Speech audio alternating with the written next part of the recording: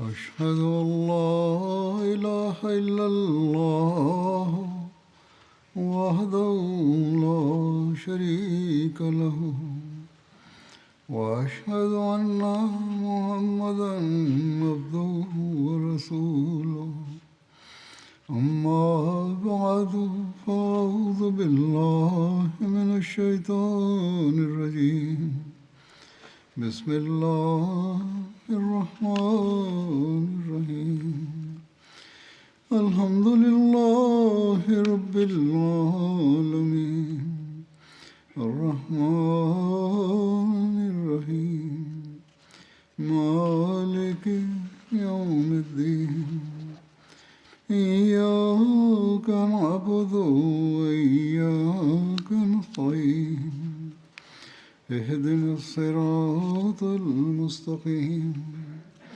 صراط الذين أنعمت عليهم غير المغضوب عليهم ولا الضالين.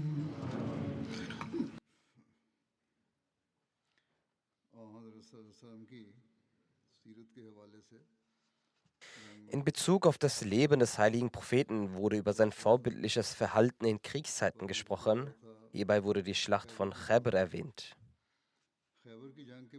Nach der Schlacht von Chaybar versuchten einige Juden, den heiligen Propheten sallam zu töten, indem sie ihm eine vergiftete Ziege zum Essen servierten.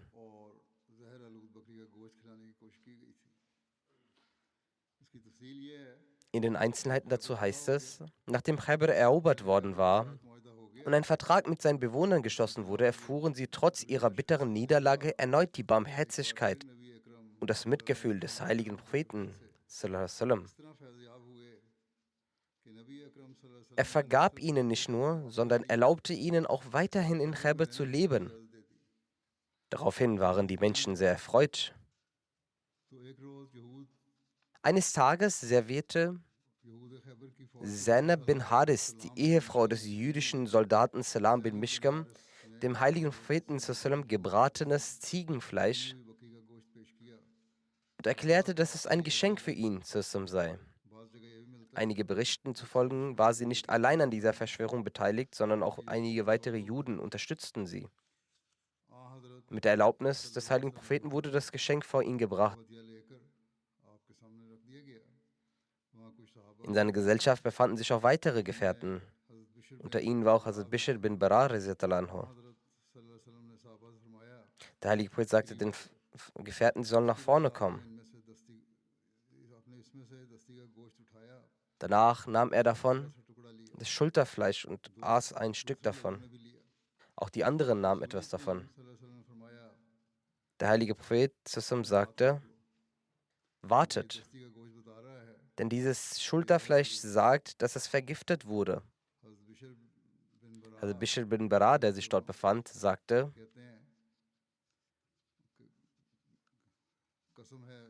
ich schwöre bei dem Wesen, das dem heiligen Propheten Ehre erwiesen hat. In dem Bissen, den ich aß, verspürte ich etwas Ungewöhnliches. Doch ich spuckte es nicht aus, weil ich befürchtete, dass dadurch die Mahlzeit des heiligen Propheten verdorben werden konnte. Als der heilige Prophet es ausspuckte, war ich mehr über den heiligen Propheten besorgt, aber erfreut, dass er es nicht verschluckt hatte. Also Bishr ist noch nicht von seiner Stelle aufgestanden, als sich sein Gesicht anfing zu verfärben. Und er wurde so sehr krank, dass er nicht einmal die Seite wechseln konnte, bis dass er etwa nach einem Jahr verstarb. Einige überliefern, dass Hazrat Bishr bin Bara an Ort und Stelle verstarb. Es gibt also zwei Überlieferungen. Der heilige Prophet ließ die Frau zu sich rufen und sagte, hast du etwa dieses Ziegenfleisch vergiftet? Sagte, wer hat sie dazu informiert? Der heilige Prophet sagte, dieses Schulterfleisch, das ich in der Hand halte, hat es mir gesagt. Die Frau bejahte es. Der heilige Prophet fragte, wer hat dich dazu beauftragt? Sie sagte, das, was sie meinem Volk angetan haben, ist ihnen gut bekannt. Ich dachte mir, dass wenn sie ein König sind, welcher König, dann werden wir vor ihnen befreit werden. Doch wenn sie ein Prophet sind, dann werden sie darüber informiert. Der heilige Prophet vergab dieser Frau und nahm keine Vergeltung in ihr. In einer anderen Überlieferung heißt es, dass dass der heilige Prophet sie fragte, wer sie dazu angestiftet hat. Sie antwortete, sie haben meinen Vater, meinen Onkel, meinen Mann und meinen Bruder getötet. Eine weitere Überlieferung besagt, dass nachdem Bishr bin Bara verstarb, der heilige Prophet befahl, diese Frau zu töten, woraufhin sie getötet wurde. Auch diese Überlieferung existiert. In Sahih Muslim hingegen gibt es eine Überlieferung, in der es heißt, dass diese Frau nicht getötet wurde. Also anders berichtet, eine jüdische Frau brachte dem heiligen Propheten vergiftetes Ziegenfleisch. Er ist aus dem Aas davon, woraufhin die Frau zu ihm gerufen wurde. Als sie zur Rede stellte, sagte sie, ich hatte beabsichtigt, sie zu töten. Daraufhin sagte der heilige Prophet, Gott hätte dir niemals die Macht dazu gegeben. Der Überlieferer berichtet, die Menschen sagten, sollen wir sie aufgrund ihrer Absicht töten, die sie töten wollte. Der heilige Prophet sagte nein. Der Überlieferer sagt, dass er den Einfluss doch im Hals des heiligen Propheten verspüren konnte. Der Gelehrte Allama Nabawi hat in der Fußnote in der Interpretation von Bukhari geschrieben, dass von Hazrat Jabir überliefert wird, dass der heilige Prophet sie töten ließ, und von Ibn Abbas wird berichtet, dass der heilige Prophet sie den Hinterbliebenen von Hazrat Bishr überließ und diese die Frau töteten.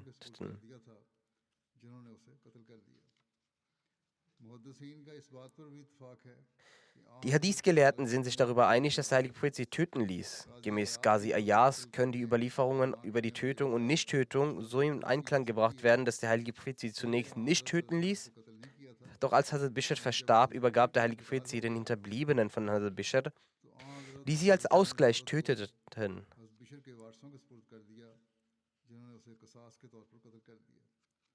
Dies wurde aus Vergeltung getan.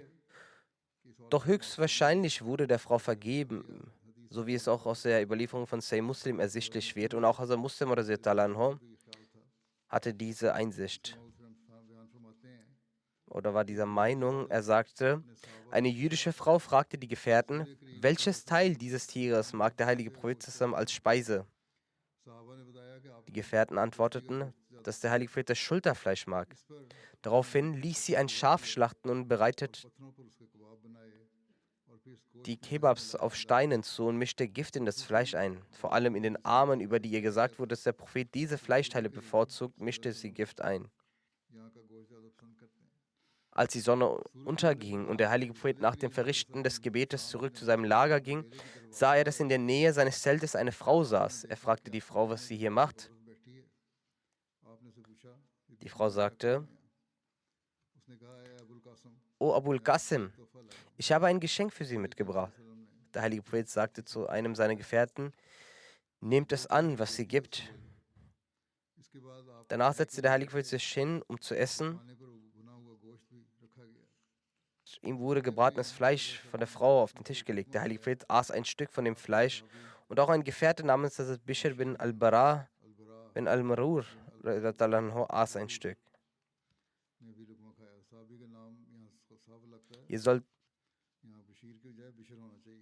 Hier sollte Bishr statt Bashir stehen. Dann haben auch die anderen Gefährten ihre Hände ausgestreckt, um von diesem Fleisch zu essen. Doch der heilige Prophet sagte, esst nicht, weil diese Hand mir gesagt hat, dass dieses Fleisch vergiftet ist.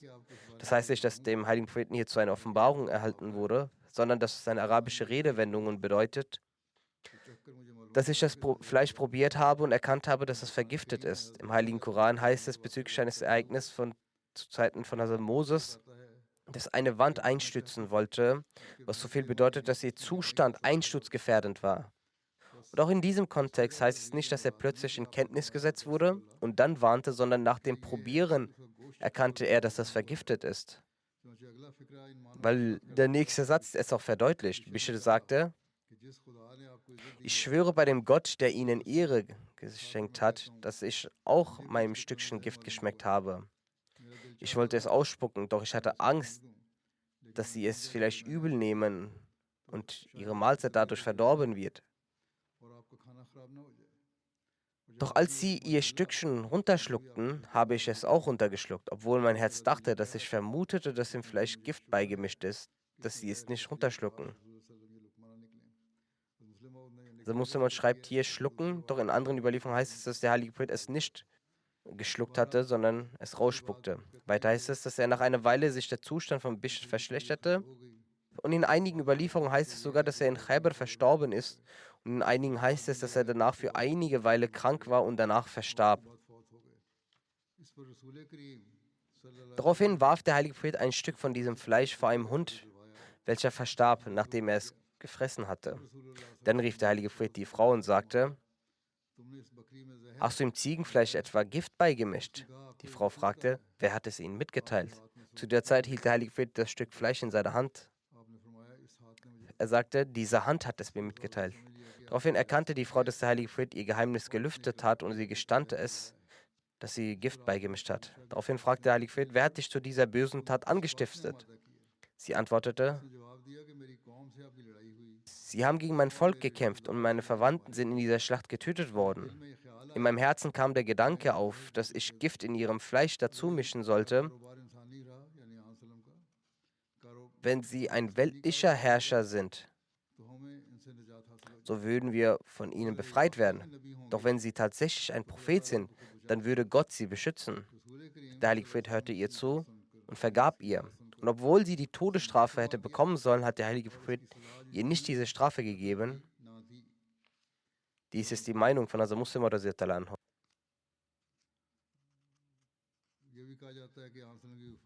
Es gibt auch die Meinung, dass diese Vergiftung später die Todesursache des heiligen Propheten gewesen sei. Doch die Frage ist, ob das tatsächlich stimmt. In Sahih Bukhari steht, dass Hazrat Aisha berichtet: Der heilige Prophet sagte in seiner Todeskrankheit: Aisha, die Beschwerden, die ich durch das Essen, das ich in Khaybar aß, erlitten habe, bleiben noch immer. Auch jetzt spüre ich es, als ob meine Venen durch dieses Gift förmlich zerschnitten werden. Aus dieser Überlieferung haben einige muslimische Exegeten und Hadith-Gelehrten geschlossen, dass der Tod des heiligen Propheten durch das vergiftete Fleisch verursacht wurde, das er in Khaybar aß. Und weshalb dieser Tod als Märtyrertod gedeutet wird. Und der heilige Prophet wird von ihnen als der größte Schahid, der größte Märtyrer betitelt. Dabei ist eine solche künstliche Aufwertung in Bezug auf den heiligen Propheten überhaupt nicht notwendig. Ein Prophet hat jene Stellung und jenen Rang inne, in der ohnehin ein Schahid sowie ein Siddiq, also ein Wahrhaftiger ist. Betrachtet man es genauer, so führt eine solche Aussage über das Märtyrum eher dazu, dem Feind einen Anlass zu Spott zu bieten, denn die Juden gaben ihm Gift in der Annahme, dass er, wenn er wirklich ein Prophet Gottes sei, davor gerettet werden würde. Gerade durch diese Tatsache, dass der heilige Prophet überlebte, erkannten sie, dass er tatsächlich der wahre Prophet Gottes war und in ihren Augen wurde dies zu einem Wunder. Doch dann gibt es manche Naivlinge, die bereit sitzen, den Tod des heiligen Propheten als Folge dieses Giftes zu akzeptieren. Die Tatsache ist, dass der Tod des heiligen Propheten keineswegs durch das Gift verursacht wurde. Vielmehr handelt es sich um eine Äußerung des Schmerzes und jeder weiß, dass manchmal körperliche Schmerzen, Wunden oder Krankheiten in einer bestimmten Situation oder bei bestimmten Wetterbedingungen intensiver gespürt und damit verstärkt zum Vorschein kommen können. Geht man weiter in die Details der Überlieferungen, stellt man fest, dass der heilige Prophet das vergiftete Fleisch zwar in den Mund genommen, aber nicht heruntergeschluckt hatte. Als es in seinem Mund war, kam es zu einer Wunde im Rachen oder am Gaumenzäpfchen. Infolgedessen kam es später vor, dass er ab und zu Schmerzen beim Essen verspürte. Genau diesen Schmerz wird der Prophet in seiner letzten Krankheit geäußert haben. Im Kontext der Schlacht von Khaybar wird auch die Heirat mit Hazrat Safiya radhiyallahu anha erwähnt. In den Einzelheiten hierzu heißt es: Als die Festung Nazar in Khaybar erobert wurde, wurden dort auch viele Personen gefangen genommen. Unter diesen Gefangenen befanden sich auch Hazrat Safiya, ihre Cousinen und andere Frauen. In manchen Büchern wird statt der Festung Nazar die Festung Gamus genannt. Von Hazrat Safiya wird auch berichtet, dass der heilige Prophet bereits vor der Ankunft bei der Festung von Qatiba Gefangene in der Festung Nazar gemacht hatte. Laut Genanas Aussage galt die Festung Nazar als besonders robust, weshalb Frauen und Kinder dorthin gebracht wurden. Hinsichtlich der Zuteilung des Safirs an den heiligen Propheten zusammen und ihrer Heirat mit ihm werden folgende Ausführungen beschrieben. Als die Gefangenen in Khaybar zusammengebracht wurden, kam Hazrat Dihya zum heiligen Propheten zusammen und sagte: O Gesandter Allahs, gewähren Sie mir eine Frau aus diesen Gefangenen. Der heilige Prophet erwiderte: Geh und nimm dir eine Frau. Also die entschied sich für Safia, die Tochter von Huyay bin Akhtab. Daraufhin kam eine Person zum heiligen Propheten und sagte: O Prophet Allahs, ihr habt dir die Tochter von Huyay gegeben, die die Prinzessin der Banu Qurayza und Banu Nazir ist. Sie steht niemandem außer ihnen zu. Der heilige Prophet sagte: Bringt ihn mit mir zu ihr. Er holte beide her.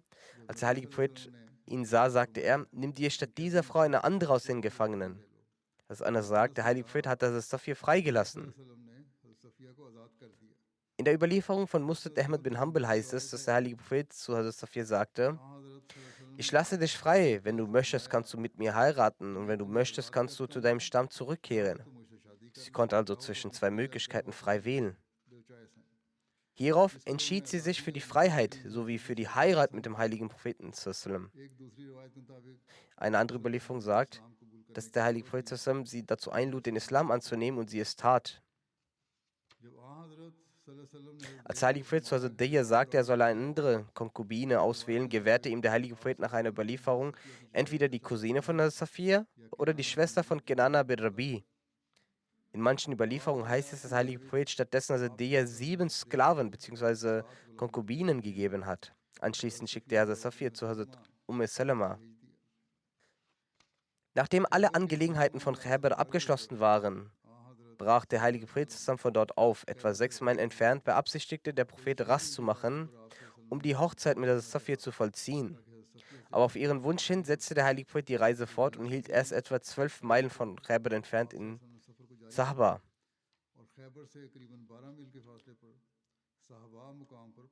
Also Sulaim wurde die Braut zurechtgemacht. Der heilige Prophet fragte das Safir: Warum hast du am ersten Rastplatz gezögert? Ihre Antwort darauf lässt erkennen, wie sehr sie die vorzüglichen Charaktereigenschaften des heiligen Propheten, das Herz von der Safir von den negativen Gefühlen gereinigt hatte.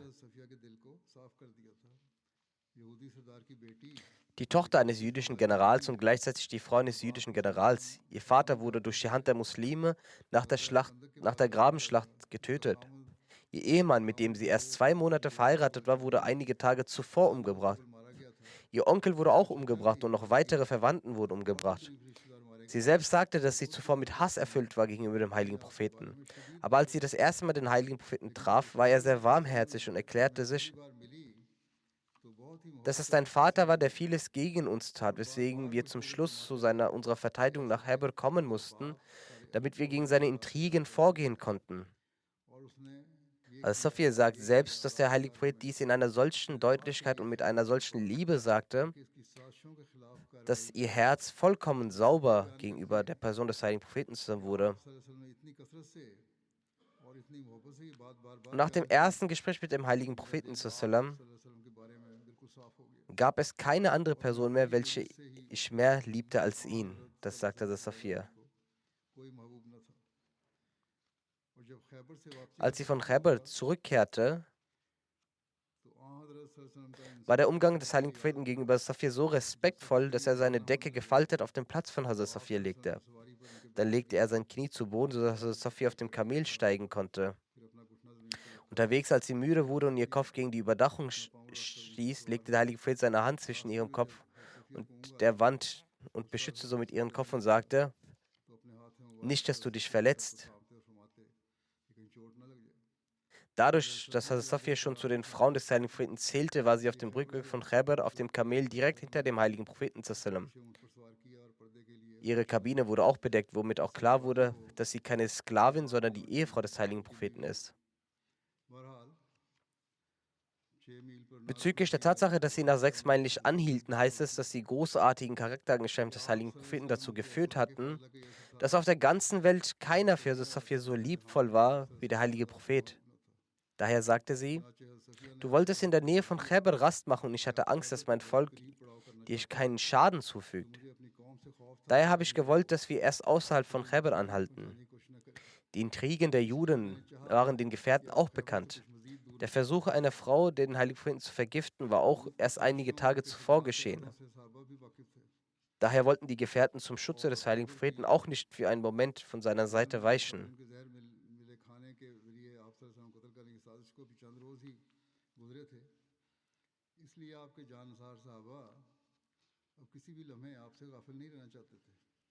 An dieser Stelle wird nun über Abu Ayyub berichtet, welcher nachts aufpasste, Wache hielt und er hatte eine unschuldige als auch liebevolle Begebenheit.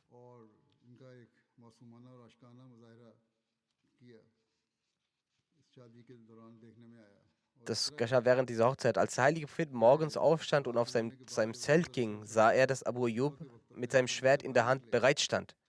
Als der heilige Prophet fragte, was mit ihm sei, antwortete er: Ich hatte einen Verdacht von dieser jüdischen Frau, also Safia, dass ihr Vater und Ehemann durch die Muslime umgebracht wurden und sie ist neu zum Islam gekommen und ich hatte Angst, dass diese Frau ihnen was antut. Deshalb habe ich die ganze Nacht vor ihrem Zelt aufgepasst.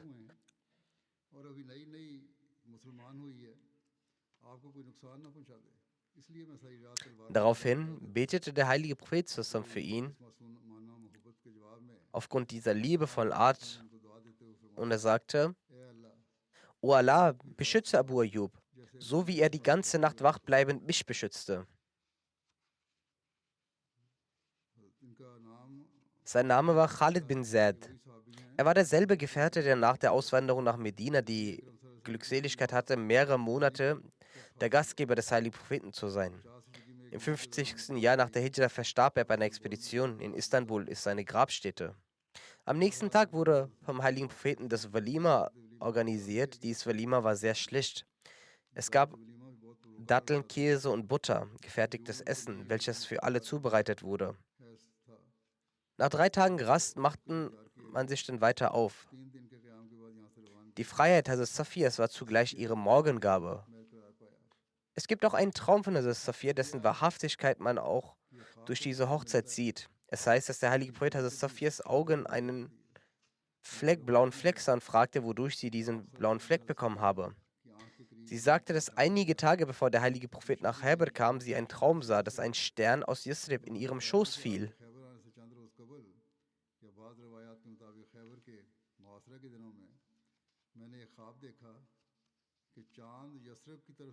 Sie sagte, ich erzählte diesem Traum meinem Ehemann Genanna, woraufhin er mir eine kräftige Ohrfeige verpasste und sagte: Du träumst also davon, den König von Yathrib, also Mohammed, zu heiraten? Nach einigen Überlieferungen war dieser Traum sehr alt und es war ihr Vater Hui, der ihr eine Ohrfeige gab. Aber in den meisten Büchern steht, dass es ihr Ehemann war, der sie schlug und das ist doch plausibler. Der Name von der Safia war Zainab, aber bevor die Kriegsbeute verteilt wurde, nahm der heilige Prophet sie und schenkte ihr die Freiheit.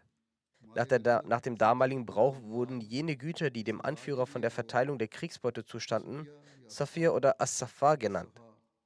Aufgrund dieses Zusammenhangs wurde sie als Safir bekannt. Hazrat Safir verstarb im 50. Jahr nach der Hijra während der Herrschaft von Hazrat Amir Muawiyah und wurde in Jannatul Baqi beigesetzt. Auch die Heirat von Hazrat Safir wird von Orientalisten kritisiert. Und wie gewohnt erheben sie einige Einwände gegen diese Ehe, die nur ein Beweis für ihre eigene Unwissenheit und Voreingenommenheiten sind. Zum Beispiel steht im 9. Band der Enzyklopädie Britannica unter dem Stichwort Mohammedanism, es steht: Die letzte Handlung dieses siegreichen Feldzugs war die Heirat Mohammeds mit der Tochter des besiegten Königs. Safi empfand keinerlei Abscheu gegenüber dem Mann, der für den Tod ihres Vaters Hui und ihrem Ehemann Genana verantwortlich war, sondern nahm voller Würde eine neue Identität an. Eine andere Jüdin, Zainab hingegen, verdiente größere Anerkennung, denn sie versuchte, ihren Mörder zu vergiften und verlor dafür ihr Leben. Der Versuch scheiterte, aber es heißt, dass Mohammed bis zu seinen letzten Tagen an den Folgen dieses Giftes litt. Das bedeutet, dass sie Hazrat Safia kritisierten und schreiben, dass ihr Ehemann und ihr Vater getötet wurden und sie eigentlich aus Ehrgefühl hätte Vergeltung üben sollen. Doch anstattdessen haben sie aus Eigennutz den Propheten Mohammed geheiratet.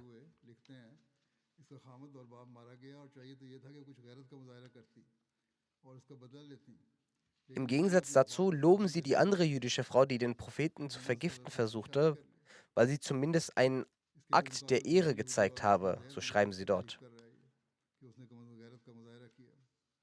Diese Autoren haben einen grenzenlosen Hass auf den Islam und dessen Gründer, den edlen Propheten Muhammad sallam.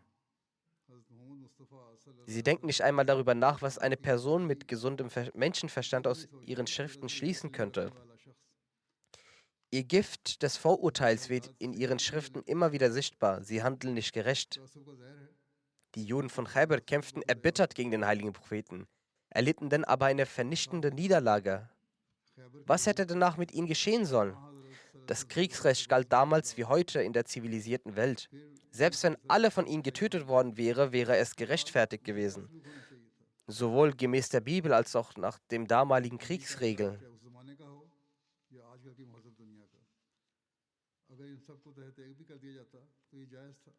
Doch diese Feinde des Islam erwähnen mit keinem Wort die Vergebung, Nachsicht und die Milde, die der heilige Prophet zusammen nach dem Sieg zeigte.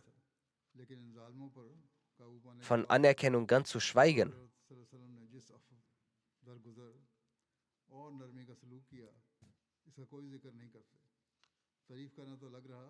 Nachdem er ihre Bitte um Frieden akzeptiert hatte, gewährte er ihnen Amnestie unter der Bedingung, dass sie das Land verlassen.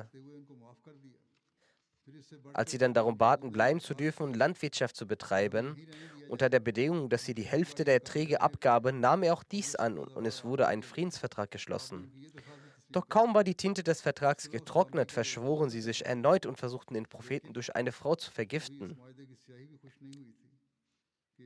Diese Frau gestand das Verbrechen, wie bereits erwähnt.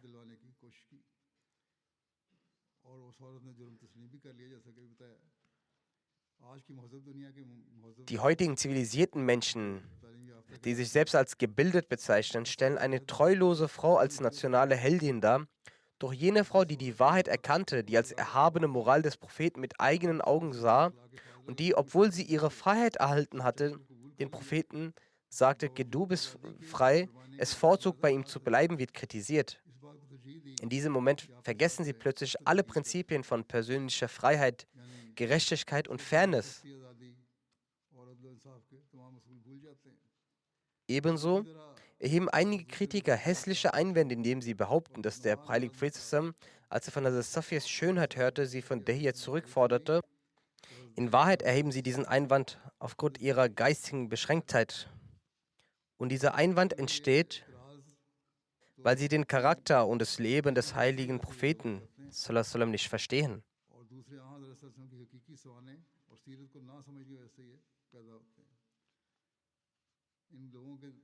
Die Herzen solcher Personen sind voller Vorurteile. Wenn sie mit einem gerechten und sauberen Blick betrachten würden, würden sie niemals solche Gedanken haben.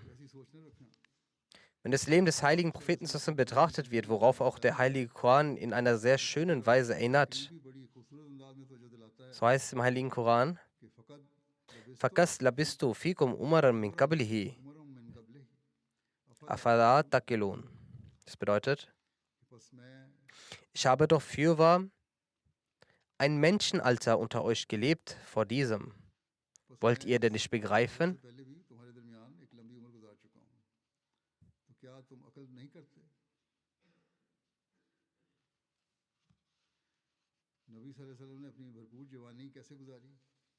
Wie hatte der heilige Prophet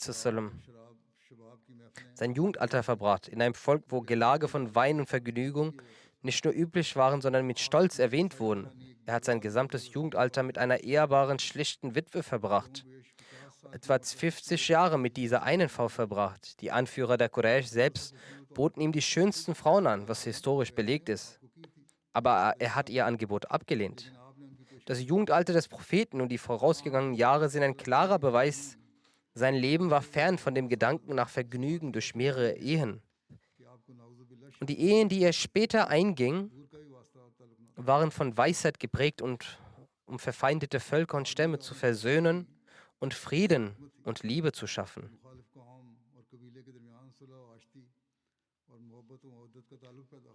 Und damit eine Atmosphäre der Freundschaft und des Vertrauens aufgebaut wird, wie zum Beispiel mit Juwayriya, der Tochter von Hadis, dem Führer der Banu Mustalik, oder mit Habiba, der Tochter des Führers der Quraysh Abu Sufyan.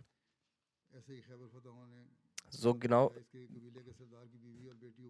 dass nach dem Gewinn über Khaybar, dass man die Tochter des Herrschers und die Frau, statt man, dass sie einfach jemanden gibt, hat der heilige Prophet mit großer Gerechtigkeit gehandelt. Er war auch der Führer des politischen Seins in Medina. Er ließ zuerst Hazrat Safia frei, zeigte ihr große Ehrwürde, gab ihr die Möglichkeit, auch zu ihrer Familie zurückzukehren, indem er ihr auch einen hohen Rang gewährte. Dann heiratete er sie, sodass sie zu Mu'minin wurde, die Mutter aller Gläubigen. Das brachte sogar dazu, dass Hazrat Safias Familie und ihr Stamm große Ehre erlangte. William Montgomery ist ein Orientalist, schottischer Orientalist. Er hat über den Islam und gegen den heiligen Propheten sallam viele Schriften verfasst. Sein Buch heißt Mohammed et Medina, Mohammed in Medina.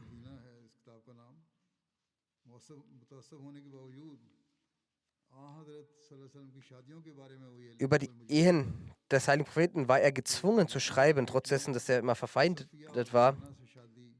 Safia und Rehana, die Tochter der Juden, zu heiraten, haben politische Zwecke. Also er hat nicht gesagt, dass sie aufgrund der Schönheit, sondern er sagt, dass das eventuell politische Möglichkeiten waren. Was das betrifft, sagt er, waren politische Angelegenheiten. Zumindest hat er es akzeptiert, dass er nicht mit einem falschen Blick diese Hochzeiten entstanden sind. Also Khalifatul Masih I.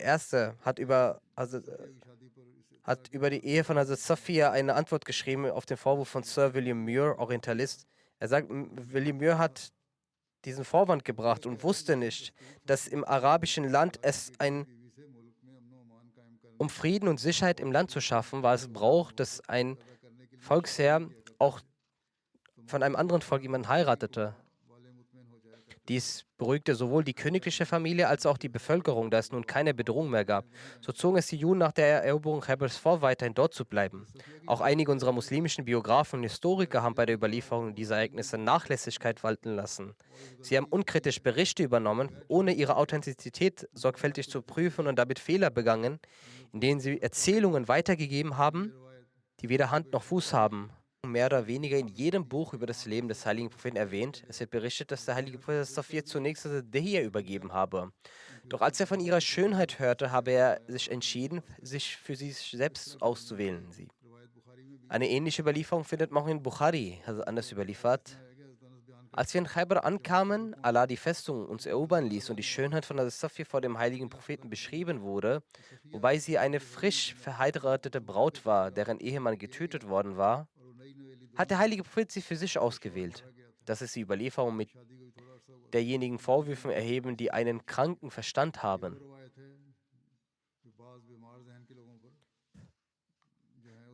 Der berühmte Biograf Allama Shibli Nomani kommentiert diese Überlieferung wie folgt.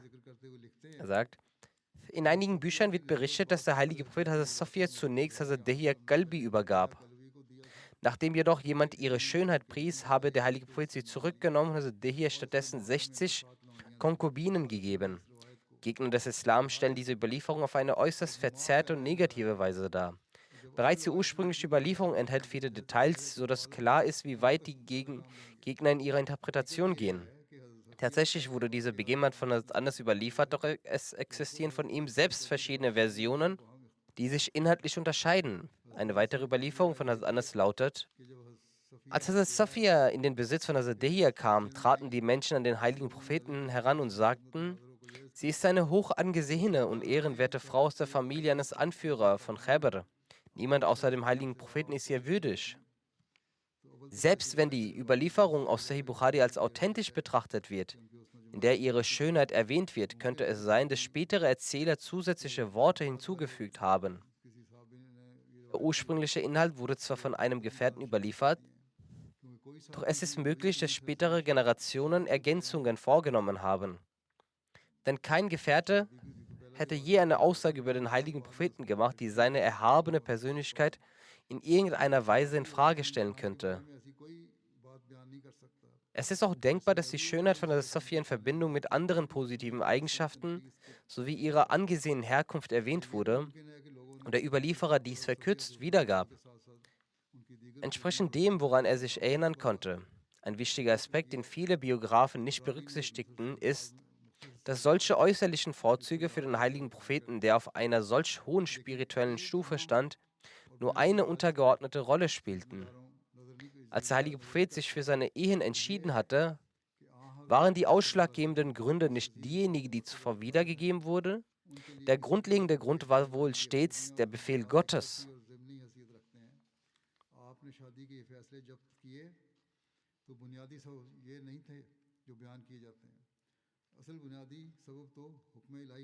Keine Handlung des Propheten war ohne göttliche Führung. So sagt es Allah, der Allmächtige, selbst im heiligen Koran.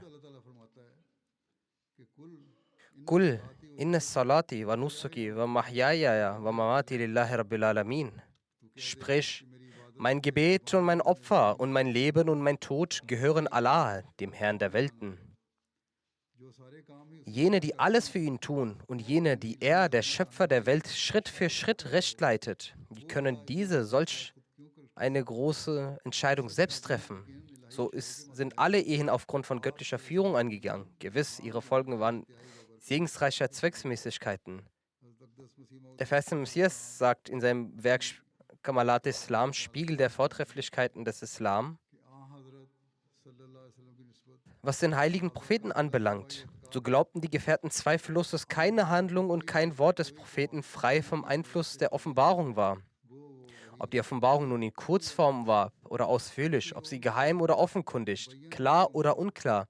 Selbst die besonderen Angelegenheiten und Gespräche des Propheten mit den Ehefrauen im Privaten und unter vier Augen oder selbst Angelegenheiten im Zusammenhang mit Essen, Trinken, Kleidung und täglichen häuslichen Angelegenheiten wurden in den Ahadith aufgenommen, da alle Werke und Worte durchdrungen waren vom Licht des Heiligen Geistes.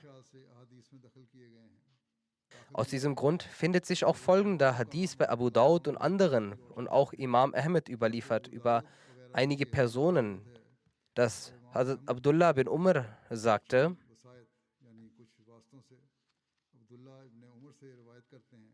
ich pflegte aufzuschreiben, was ich vom heiligen Propheten zusammen hörte, damit ich es auswendig lernen konnte. Da haben mir einige Leute verboten, das zu tun, da der heilige Prophet ein Mensch ist und manchmal aus Zorn spricht. Daraufhin hörte ich auf, alles aufzuschreiben. Ich erwähnte dies gegenüber dem Gesandten Allahs, woraufhin er sagte, ich schwöre bei dem Wesen, in dessen Hand meine Seele ist, dass alles, was aus mir herauskommt, sei es ein Wort oder eine Handlung, von Gott, dem Allmächtigen, kommt. Nun könnte vorgebracht werden, dass in den Ahadith-Büchern auch Fehler des heiligen Propheten im Ijtihad, also autoritative Auslegungen hinsichtlich einiger Angelegenheiten Erwähnung finden. Und wenn alle Worte und Taten des heiligen Propheten aus der Offenbarung stammten, warum hat er dann diese Fehler gemacht, gleichwohl er nicht an ihnen festhielt? Der verheißene Messias zusammen sagt hierzu, die Antwort hierauf ist, dass selbst diese Irrtümer im Ijtihad, die autoritativen Auslegungen, nicht weit vom Licht der Offenbarung entfernt waren und der heilige Prophet auch nicht für einen einzigen Augenblick ohne Gott war. Diese Fehler im Ijtihad sind zu vergleichen mit dem Umstand, dass der Prophet einige Male das Gebet vergessen hat, wodurch religiöse Fragen aufgeworfen wurden. In diesem Sinne wurde manchmal ein Fehler im Ijtihad gemacht, damit die Religion vervollständigt werden konnte. Daraus ergeben sich einige subtile Aspekte des Glaubens. Diese Form der menschlichen Vergesslichkeit war keine Vergesslichkeit wie bei allen anderen Menschen. Vielmehr war sie insofern eine Art stimmige Offenbarung, als ein besonderes Verhalten Gottes des Allmächtigen vorlag, das das Wesen des Propheten beherrschte und ihn zuweilen in eine Richtung führte, in der viele verschiedene Interessen Gottes zum Tragen kamen. Wir betrachten also diesen Irrtum im Ijtihad, also die autoritativen Auslegungen, nicht als von der Offenbarung getrennt, da es sich nicht um eine triviale Angelegenheit handelt. Vielmehr ergriff Gott Besitz von seinem Propheten und offenbarte für das Gemeinwohl ein Licht in Form von Vergesslichkeit oder in Form eines falschen Ijtihad, und inmitten der Aufregung kam prompt eine Offenbarung herab. Dies ist vergleichbar mit dem Wasser eines fließenden Kanals, das man im Interesse der Allgemeinheit erst aufhält, um es später wieder fließen zu lassen. Kein weiser Mensch kann sagen, dass das Wasser des Kanals versiegt ist oder aus dem Kanal genommen wurde. Das Gleiche ist der Fall bei dem Irrtum eines Propheten in Bezug auf den Ijtihad. Der Heilige Geist verlässt sie niemals. Manchmal jedoch ergreift Gott für seine eigenen Zwecke Besitz von Geist und Wahrnehmung eines Propheten, und in einem solchen Zustand gerät irgendein Wort oder Handlung in Vergessenheit oder ein Irrtum kommt zum Vorschein, wobei später erst der göttliche Plan ersichtlich wird. Der Strom der Offenbarung fließt dann mit gewaltiger Intensität und der Irrtum wird auf eine Weise ausgelöscht, als hätte es nie gegeben. Der verheißene Messias gibt nun ein Beispiel aus der Bibel. Jesus al-Islam begab sich zu einem Feigenbaum, um dessen Früchte zu essen, und obwohl er vom Heiligen Geist begleitet war, warnte jener ihn nicht, dass der Baum zu jener Zeit keine Früchte trug.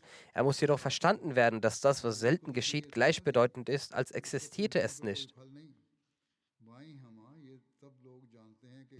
In 1 Million Worte und Handlungen unseres Herrn und Meisters Mohammed, dem Auserwählten, sieht man eine klare Manifestation des Göttlichen. Und das helle Licht des Heiligen Geistes ist in all seinen Bewegungen, Worten und Handlungen zu sehen. Von welcher Bedeutung ist es also, wenn sich seine Menschlichkeit in 1 oder 2 Dingen zeigt? Es war in der Tat notwendig, dass dies zuweilen geschieht, damit seine Menschlichkeit erkannt wird und die Menschen sich nicht im Götzendienst verstricken.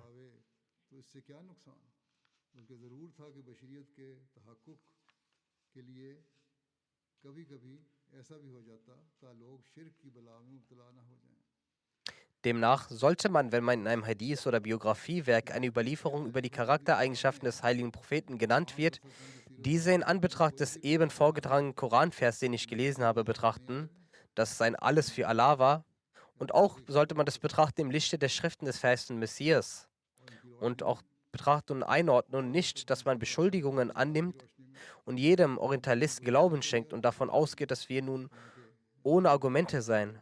Das ist die eigentliche Aufgabe, die Ehre des heiligen Propheten sallam, zu bewahren und nicht bloße Parolen zu skandieren.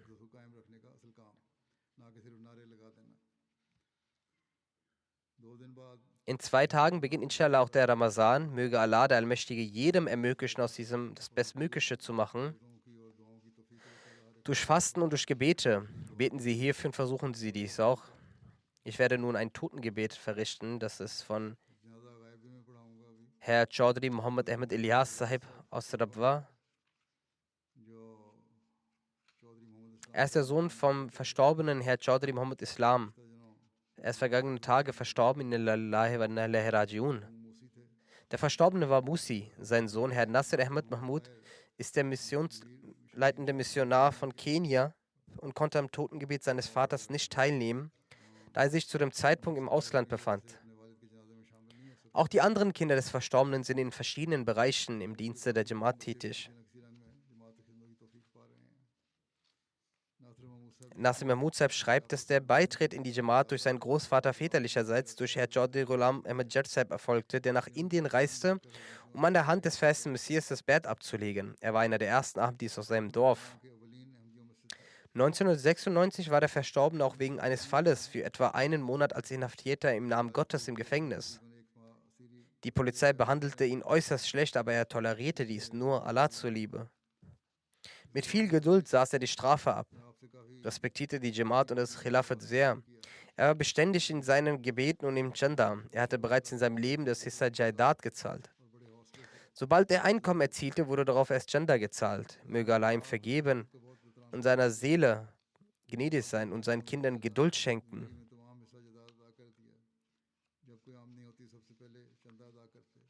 Möge Allah auch seinem Sohn Geduld schenken, der sich im Ausland befindet.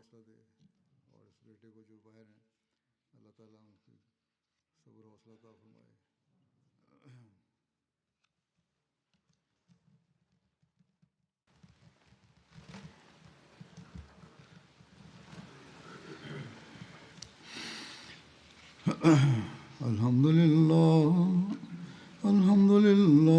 نحمده ونستعينه ونستغفره ونؤمن به ونتوكل عليه ونعوذ بالله من شرور أنفسنا ومن سيئات أعمالنا من يهده الله فلا مضل له ومن يضلل فلا هادي له ونشهد أن لا إله إلا الله ونشهد أن محمدا عبده ورسوله عباد الله رحمكم الله إن الله يأمر بالعدل والإحسان وإيتاء ذي القربى وينهى عن الفحشاء والمنكر والبغي يعظكم لعلكم تذكرون اذكروا الله يذكركم وادعوه يستجب لكم ولذكر الله أكبر